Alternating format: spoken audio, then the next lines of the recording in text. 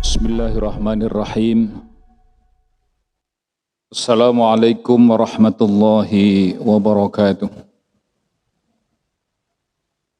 Alhamdulillahilladzi an'ama alaina bi ni'matil iman wal islam. Asyhadu an la ilaha illallah wa asyhadu anna sayyidana Muhammadan abduhu wa rasuluhu khairul anam. Allahumma fassalli wa sallim wa barik ala Sayyidina Muhammadin wa ala alihi wa ashabihi wa man tabi'ahu ila yaumiddin, amma ba'd. Para hadirin jamaah salat zuhur rahimakumullah. Puja dan puji syukur marilah selalu kita panjatkan ke hadapan Allah Subhanahu wa taala yang senantiasa melimpahkan karunia dan rahmatnya kepada kita sekalian tanpa pernah memilah-milah apakah kita sedang dalam keadaan taat kepadanya, kita sedang sujud kepadanya, kita sedang berzikir kepadanya, ataukah terkadang kita sedang lalai dan lupa, tapi kita masih diberi nafas, kita juga masih diberikan rezeki, padahal kita sedang bermaksiat kepadanya. Salawat dan salam pun tak lupa kita mohonkan semoga tetap terlimpah pada junjungan kita Nabi besar Muhammad sallallahu alaihi wasallam. Para jamaah sekalian, dalam perjalanan kehidupan kita ini seringkali mengalami banyak hal yang kemudian kita lupa siapa sebenarnya diri kita, siapa sebenarnya jati diri kita. Sehingga bahkan disindir oleh Allah Subhanahu wa taala dalam sebuah ayat Allah. A'udzubillahi minasyaitonir rajim. Wa laqad dara'na li jahannama katsiran minal jinni wal ins lahum qulubun la yafqahuna biha wa lahum a'yunun la yubsiruna biha wa lahum adhanun la yasma'una biha ulaika kal an'am bal hum adall ulaika humul ghafilun.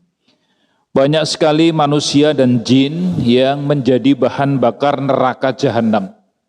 Disebabkan oleh karena mereka diberikan hati tetapi tidak bisa memanage. Tidak bisa mengelola hatinya. Hati itu sebagai sumber perbuatan kita. Di situ berkumpul ada akal, kemudian juga ada qalbu, ada nafs di situ. Ada nafsu, ada hati, ada akal yang kemudian berkolaborasi mereka di dalam hati itu. Kemudian menjadikan kita bisa melakukan sesuatu dan kemudian sesuatu itu akan bermanfaat atau tidak, baik atau tidak dan seterusnya. Nah, ketika kita tidak bisa memanage itu digambarkan oleh Allah Subhanahu wa taala sebagai ulaika kal an'am, sebagai orang-orang yang sama dengan binatang. Karena binatang itu tidak diberikan kemampuan untuk itu. Sedangkan kita diberikan itu. Kapan mengelola sifat senang? Kita diberikan anugerah rasa cinta oleh Allah Subhanahu wa taala. Tapi kapan kita bisa mengelola kecintaan itu dan seterusnya. Oleh karena itulah kemudian orang-orang yang tidak bisa mengelola hati, kemudian mata, bahkan telinga itu oleh Allah kemudian dijadikan sebagai bahan bakar neraka jahanam dan disamakan dengan binatang. Ulaika kal an'am bal hum adall, dan bahkan lebih hina daripada binatang. Hadirin rahimakumullah. Terkait dengan itu mari kita coba simak sedikit terkait dengan tujuan dari Allah Subhanahu wa taala mengadakan kita. Kalau kita dalam proses pengadaan ataupun program itu kan ada tujuan. Untuk apa sebenarnya kita dihidupkan oleh Allah Subhanahu wa taala? Di dalam surah Al-Baqarah yang mungkin sebagian dari kita sudah banyak yang hafal, yang tersebut dalam surah Al-Baqarah ayat 30, a'udzubillahi minasyaitonir rajim. Wa idz qala rabbuka lil malaikati inni ja'ilun fil ardi khalifah qalu ataj'alu fiha may yufsidu fiha wa yasfikud dima wa nahnu nusabbihu bihamdika wa nuqaddisu lak qala inni a'lamu ma la ta'lamun. Pada saat Allah menyampaikan kepada para malaikat saat itu, posisinya masih di dalam surga, belum ada manusia. Inni ja'ilun fil ardi khalifah, saya akan menjadikan atau menciptakan sosok makhluk baru yang akan saya jadikan sebagai khalifah di atas bumi itu, kata Allah. Kemudian para malaikat memberikan tanggapan. Tanggapannya itu karena ada sebagian mufasir yang mengatakan bahwa pernah ada makhluk yang sejenis dengan manusia, diberikan kelengkapan indera dan sebagainya yang mirip-mirip manusia, kemudian hancur. Ya. Karena mereka kerjaannya hanya berperang saja. Nah, kemudian malaikat itu ataupun penghuni surga saat itu, termasuk iblis pada saat itu, mereka mengatakan, ataj'alu fiha may yufsidu fiha wa yasfiku dima. Wahai Allah, apakah Engkau akan menciptakan sosok makhluk yang nantinya akan membuat kerusakan di dalam bumi itu? Wa yasfiku dima, dan juga mengalirkan darah, membunuh satu dengan yang lainnya. Melakukan provokasi, kemudian terjadilah peperangan antara satu dengan lainnya. Sedangkan kami wa nahnu nusabbihu bihamdika wa nuqaddisu lak. Sedangkan kami ini ya Allah sudah senantiasa bertasbih kepadamu, kemudian juga memujimu, kemudian juga memahasucikanmu. Apakah itu belum cukup sebenarnya kami ini? Sehingga engkau perlu untuk menciptakan sosok makhluk baru yang akan bernama manusia itu. Allah hanya mengatakan, qala inni a'lamu ma la ta'lamun. Aku lebih mengetahui dari apa yang engkau tidak ketahui. Ada satu frase di situ yang tentunya kita harus menjadikan sebagai pegangan bahwa Allah menciptakan kita sebagai khalifah. Khalifah itu dalam bahasa atau dalam makna bahasa itu diartikan sebagai pengganti orang yang ada di belakangnya. Artinya di situ bahwa khalifah itu adalah pengganti dari Allah Subhanahu wa taala di dalam memanage dan mengelola alam jagat raya ini, termasuk dalamnya bumi, karena dikatakan fil ardi khalifah, jadi di atas bumi. Manusia itulah yang diberikan amanah untuk mengelola bumi, untuk memanage dan mengatur bagaimana hubungannya dalam konteks dia dengan lingkungan, dia dengan sesama makhluk manusia, maupun dia dengan sesama makhluknya Allah Subhanahu wa taala. Apakah itu alam sekitar, binatang dan tumbuh-tumbuhan. Hadir rahimakumullah. Tujuan ini sempat membuat iri sebenarnya, kalau kita boleh berkata iri, kepada makhluk-makhluk yang ada pada saat itu, yang kemudian mereka digambarkan dalam Al-Quran itu sempat, kalau bahasa kita mungkin protes kepada Allah Subhanahu wa taala. Apakah belum cukup kami ini, sehingga perlu ada sosok makhluk baru. Artinya bahwa kita ini sebetulnya makhluk yang mahal. Dan bahkan di dalam ayat yang lain Allah menjelaskan bahwa kita ini wa faddalnahum ala katsirin mimman khalaqna tafdila. Bahwa Bani Adam yang bernama manusia ini telah diciptakan oleh Allah Subhanahu wa taala dengan banyak kelebihan yang ada dibandingkan dengan makhluk-makhluk Allah yang lainnya. Wa faddalnahum ala katsirin mimman khalaqna.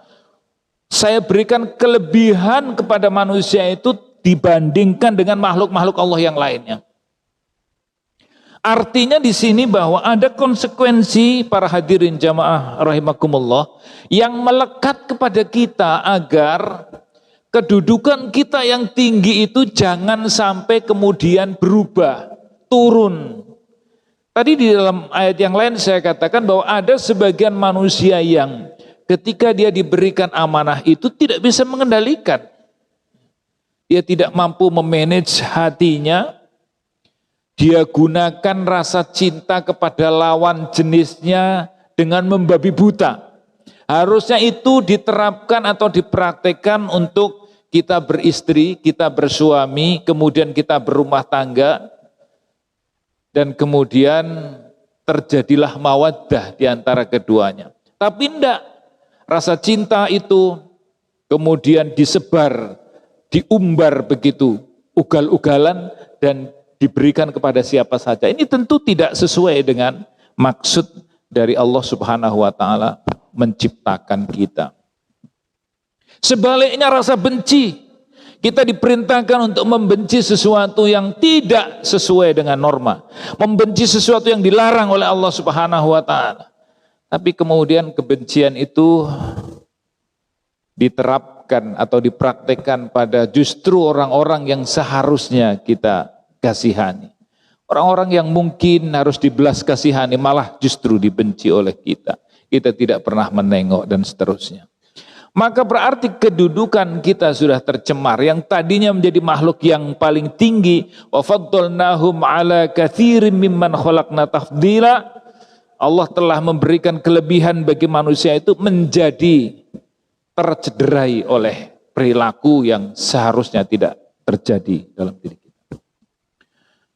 Para hadirin rahimakumullah. Nah, oleh karena itu, apa sebenarnya upaya-upaya yang harus kita lakukan di dalam rangka memelihara itu semua? Beberapa poin mungkin mudah-mudahan tidak terlalu lama. Yang pertama, untuk dapat kita menjaga itu adalah dengan salimul aqidah. Artinya bahwa mari kita bersama-sama di dalam rangka kita memegang komitmen kita sebagai khalifah, sebagai hamba Allah yang diberikan amanah itu, hendaklah senantiasa memelihara akidah kita. Kita hanya Allah Subhanahu wa taala yang wajib kita sembah. Kita hanya Allah Subhanahu wa taala yang menjadi tempat bergantung kita. Bukan orang lain, bukan pimpinan kita, bukan tetangga kita, bukan orang yang kaya di sekitar kita, bukan. Kita hanya bergantung pada Allah Subhanahu wa taala. Kalaupun mungkin ada pertolongan-pertolongan yang diberikan oleh pimpinan kita, oleh orang yang kaya di sekitar kita, oleh orang yang memiliki kedudukan di sekitar kita, itu hanyalah bagian dari cara Allah memberikan pertolongan kepada kita sekalian. Sehingga kita tidak sampai kemudian menuhankan atau mengagungkan yang kita sangat agungkan tadi selain dari Allah Subhanahu wa taala. Maka kalau itu terjadi, keselamatan dari akidah kita tercederai. Kita tidak lagi menjadi orang yang salimul aqidah. Kemudian yang berikutnya sahihul ibadah. Ibadahnya benar. Kita memiliki aturan, tata cara di dalam kita menjalankan ibadah. Apakah itu ibadah mahdhah maupun ghairu mahdhah. Ketika itu sudah sesuai dengan aturan rel yang telah ditetapkan oleh Allah Subhanahu wa taala melalui Nabi Muhammad sallallahu alaihi wasallam, maka sudah termasuk dengan kategori sahihul ibadah. Ada banyak yang muncul cara-cara ibadah yang kita lihat di YouTube maupun di TikTok yang sangat sebenarnya bertentangan dengan aturan fikih maupun aturan-aturan yang telah Allah turunkan melalui Nabi Muhammad SAW. Namun jika kita tidak hati-hati, itu akan bisa juga mewarnai terhadap kita. Ibadah sudah ada aturannya, sudah ada perintahnya, kapan waktunya, tata caranya seperti apa. Kemudian yang harus kita jaga berikutnya adalah juga qawiyul jismi. Kita harus memiliki kekuatan jisim ini, karena bagaimanapun juga ibadah memerlukan tumpangan. Kita tidak akan bisa melaksanakan ibadah dengan baik, tidak akan bisa menolong orang dengan baik kalau jisim kita atau badan kita sakit. Sehingga menjaga badan kita sehat menjadi sesuatu yang wajib juga bagi kita. Makan yang sehat, istirahat yang teratur itu menjadi bagian yang wajib bagi kita. Karena itu di dalam rangka qawiyul jismi, menjaga kekuatan dari jasad itu. Kalau sudah kemudian kita jaga ternyata kita juga masih sakit, ya itu urusannya sudah lain lagi. Seharusnya bagaimana itu diatur di dalam akhlak. Tapi dalam konteks bagaimana kita memiliki kekuatan di dalam jisim itu menjadi bagian di dalam rangka kita memelihara kekhalifahan. Kemudian mutsaqaful fikri, ada kecerdasan berpikir. Kita juga diperintahkan oleh Allah Subhanahu wa taala dalam rangka menjunjung tinggi atau memelihara kekhalifahan itu. Kita diperintahkan untuk memiliki kecerdasan. Kecerdasan itu sebetulnya sudah ada dalam diri kita, hanya kita diperintahkan untuk memelihara. Banyak orang yang diberikan kecerdasan tapi tidak dipelihara. Ya. Malah memelihara, mohon maaf, kegoblokan istilahnya. Nah, ini tidak benar. Ya. Jadi harusnya kita bisa membaca, tapi kita tidak memiliki daya baca. Seharusnya kita bisa mengambil pelajaran, kita tidak mengambil pelajaran. Jadi kita membodohkan diri kita sendiri. Ini sangat tidak dianjurkan. Karena kecerdasan itu akan menjadikan jati diri kita sebagai khalifah juga terpelihara. Para hadirin rahimakumullah. Di dalam Al-Quran dikatakan, hal yastawil ladina, qul hal yastawil ladina ya'lamuna wal ladina la ya'lamun. Innama yatadzakkaru ulul albab. Katakan Muhammad, apakah sama orang-orang yang mengetahui dan yang tidak mengetahui? Tentu tidak sama. Di dalam konteks kehidupan ini banyak hal yang kita tidak tahu daripada hal yang tahu. Ya. Mungkin kalau kita mau jujur, 10 meter di bawah tempat duduk kita, di dalam tanah itu ada apa, kita tidak pernah tahu. 5 meter di depan kita, di balik tembok ini ada apa, kita tidak tahu. Betapa keterbatasannya sangat mengekang kita untuk kita tidak bisa tahu apa-apa. Terlebih-lebih dalam soal yang sifatnya ilmu pengetahuan. Jangan kemudian kita merasa bahwa kita sudah memiliki semuanya. Tidak. Oleh karena itu, kita dianjurkan masih tetap untuk memelihara kecerdasan itu dengan banyak upaya-upaya yang kita lakukan untuk mencari tahu apa dan bagaimana seharusnya kita dalam kehidupan ini. Karena itulah yang akan mengantarkan kita bahagia di dunia dan akhirat. Man arada dunya fa'alaihi bil ilmi. Barang siapa yang menghendaki kemuliaan dan kesejahteraan di dunia, maka harus dengan ilmu. Wa man aradal akhirata fa'alaihi bil ilmi. Siapa yang ingin kemuliaan di akhirat juga harus dengan ilmu. Wa man aradahuma fa'alaihi bil ilmi. Yang ingin keduanya, dunia dan akhirat, memiliki kemuliaan juga harus dengan ilmu. Hadir rahimakumullah. Kemudian yang tidak kalah pentingnya adalah juga qadirun alal kasbi. Ada satu kemampuan untuk kita melakukan aktivitas, ya. Khalifah di situ bermakna, atau jati diri di situ bermakna agar kita juga mau dan mampu untuk mengelola bumi ini, ya. Lil kasbi, qadirun lil kasbi atau qadirun alal kasbi. Ada kekuasaan, ada kemampuan untuk kita bisa kasab, mencari penghasilan, mencari makan. Bagaimana kita menanam? Mungkin kalau misalnya konteksnya itu adalah lebih luas, kita dalam kehidupan ini saling membutuhkan. Sehingga ada yang menanam padi, ada yang menanam kangkung, ada yang menanam, ada yang berternak ikannya dan seterusnya. Yang mereka kemudian kita beli atau kita membutuhkannya. Yang itu sebetulnya sudah diatur oleh Allah sedemikian rupa, Masya Allah, kerjanya, ya. Ribuan orang terlibat di dalam rangka bekerja sama itu tadi. Kalau kita mau jujur, para hadirin jamaah rahimakumullah, kita mau makan, satu piring yang tersaji untuk siap makan di atas meja kita itu bisa melibatkan puluhan ribu orang. Mari kita mitigasi mulai dari nasinya. Ada petani di situ terlibat, ada tukang pupuk terlibat, pabrik pupuk gitu. Kemudian ini baru nasi kita pikir. Ada kompor gasnya, berarti ada pabrik, ada Pertamina terlibat untuk mengeluarkan itu. Kemudian ada mungkin rice cooker, pabrik rice cookernya. Itu baru nasi itu kita bicara. Ada pabrik centongnya, ada macam-macam. Nasi itu melibatkan puluhan ribu manusia. Kemudian ketika kita tuangkan di atas piring, ya, di situ ada pabrik piring. Kemudian kita masih perlu sayur, ada petani sayur, ada petani garam, ada petani cabai. Masya Allah, nggak cukup, kita sulit ngitungnya. Entah berapa ribu manusia dalam kasab. Ya.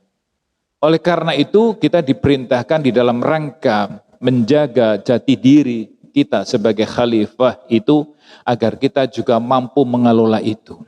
Insya Allah para hadirin rahimakumullah, apabila kita mau merenung kemudian mengamalkan apa yang telah kita sampaikan, termasuk hal-hal yang bagaimana kita memelihara jati diri kita sebagai khalifah, insya Allah maka kehidupan itu akan kembali sesuai dengan tujuan awal. Ya. Perlu kita memang yang namanya muhasabah itu melihat apakah perjalanan hidup saya ini sudah searah dengan yang diberikan atau yang dituntunkan oleh Allah Subhanahu wa taala atau belum. Jika itu belum, mari segera kita kembali. Jika sudah, kita pertahankan, bahkan kita tingkatkan. Mudah-mudahan Allah Subhanahu wa taala senantiasa melimpahkan karunia dan rahmatnya kepada kita sekalian, sehingga kita dapat menjadi khalifah di atas bumi ini dengan sebaik-baiknya. Amin ya rabbal alamin. Terima kasih atas segala perhatian, mohon maaf atas segala kekurangan. Billahi taufiq wal hidayah. Assalamualaikum warahmatullahi wabarakatuh.